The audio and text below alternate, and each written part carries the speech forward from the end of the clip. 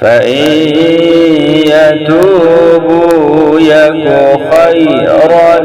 لهم وإن يتولوا يعذبهم الله عذابا أليما في الدنيا والآخرة وما لهم في الأرض من ولي ولا نصير ومنهم من عاهد الله لئن آتانا من فضله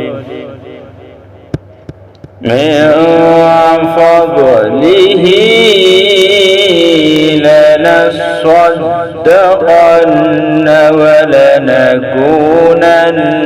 من الصالحين فلما آتاهم من فضله بخلوا به وتولوا وهم معرضون فأعقبهم نفاقا في قلوبهم